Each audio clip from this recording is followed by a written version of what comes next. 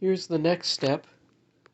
I've got this all sanded down, and I've got my canvas here, and then I'm gonna type on 2 on this, and then I'm gonna glue the canvas to here, and then yeah, we'll see the next step.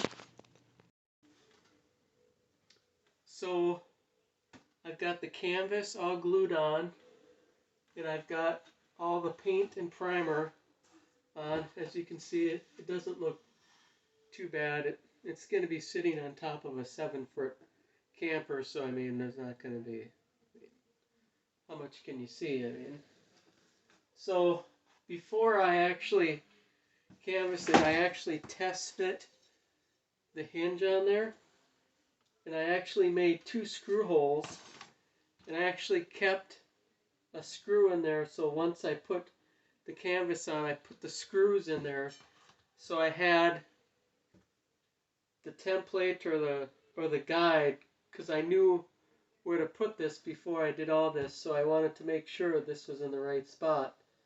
So what I'm going to do is I'm going to take those screws back out and mark my holes, and I'm actually going to use screws in here, in these holes. There's 8 of them, but I'm also going to cut some of it out with a utility knife, and I'm going to use some Gorilla Glue. I did that on my last hinge. I made a tongue box for my homemade camper, and I put some Gorilla Glue on there, and I think it kind of adds a little strength. I mean, it's not going to be opened ever unless, you know, you have to get out in case of emergency, so there shouldn't be a lot of strain on this hinge, but I want to make sure it doesn't come loose, I guess. So the next video you'll see is I'll have the hinge mounted on there, and I'll probably have the top piece for the max fan on there, and then I'll kind of put this back on the Scamp, and I'll kind of show you what that looks like.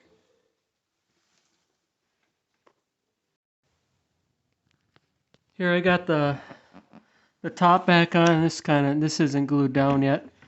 I just want to make sure this actually opens yet. I mean, if you can't get out that fast enough on the... Well. So here we are. I got the butyl tape done. I've got it screwed down, and right now this is just kind of sitting on there because I'm going to take this off when I put this back on the camper so it's not so heavy.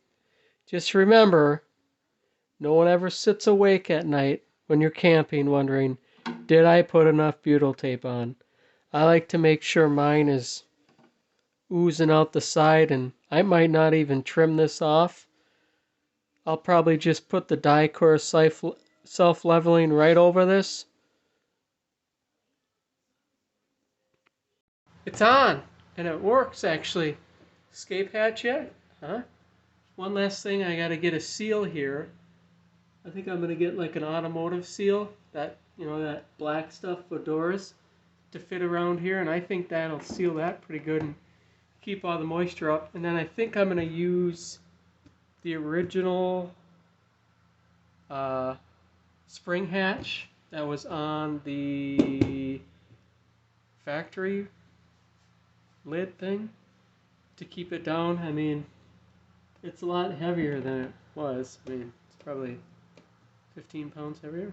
So I don't think it's gonna fly up like that going down the road when the wind is coming from that way, but you never know, I guess. Yeah, now I'll show you what it looks like inside. I've got most of the fan installed. The only pieces left are to figure out how to get a trim piece up in here. And then I have the original latch here. I've got to space down a little bit, but first I'm going to get the seal up in there to find the right height so I can put that on, and then that'll be done. I don't know if you can see. It's pretty much all done here.